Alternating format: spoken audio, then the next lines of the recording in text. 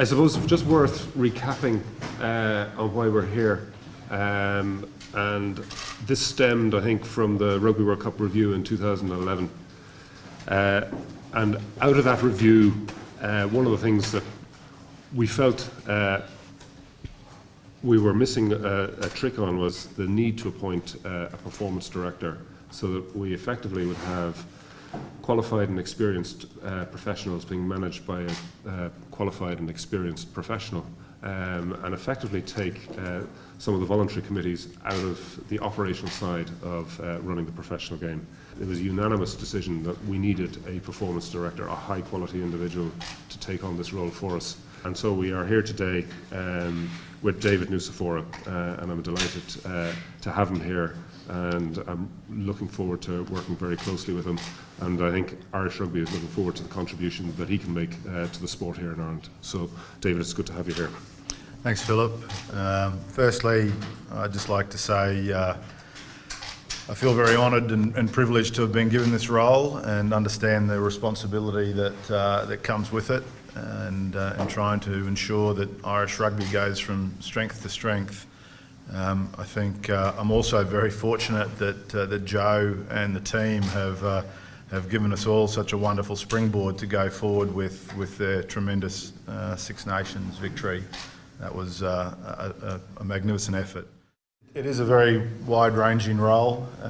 It encompasses working not only with the national team, but very closely with all the provincial teams, the development pathway, making sure that we have the most efficient and productive development pathway within Ireland. Our aim is to keep producing players of a world-class level, to ensure that the national body or the national team has the ability to choose from a really strong pool of players.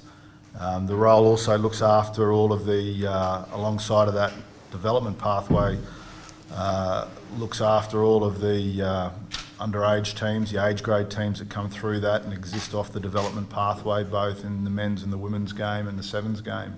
So there are other areas attached to it as well, but it is quite a wide-ranging role. What was the attraction, or how was it sold to you?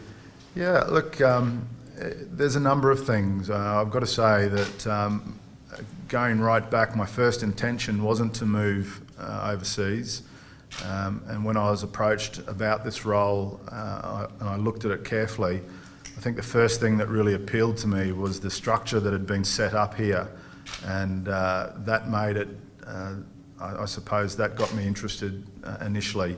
The structure of the role, the work that had been done within that Plan Island paper gave me confidence that a lot of the initial things that need to be put in place to make a role like this work had actually been nutted out and discussed and debated and talked about.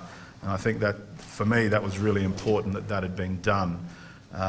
There were other things, you know, my association previously with Joe did have something to do with it. I've got a huge amount of respect and confidence in Joe's ability, having worked closely with him for 3 years when we were in Auckland, and the importance of having a national coach with the talent and instincts that Joe has got is very important for this role to make it successful. So that did also have a lot to do with it. How will your relationship with Joe work? Obviously, he was your assistant before. Who's the boss this time? Look, that was back then, I suppose.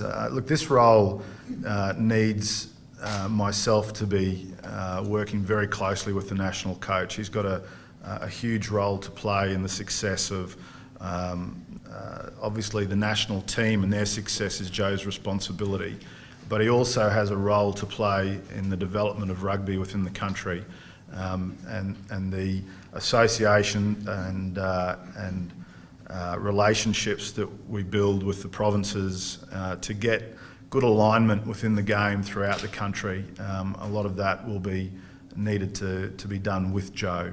I mean, ultimately, I'm responsible, I suppose, for Joe's role and their performance. But you know, having worked with him before, I see it going forward as something that you know, we'll be working very closely together. What specific things are you looking to improve on that would have impaired performance previously?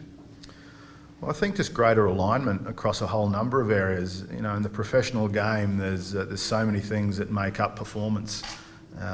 You know, there's so many components to it, and I do believe that if we have a system where we have too many people going off on tangents, you lack efficiency.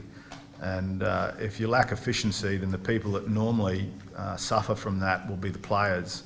So that if we can get a system that's very well aligned across all the different components that make up performance, then ultimately the winners in that will be the players.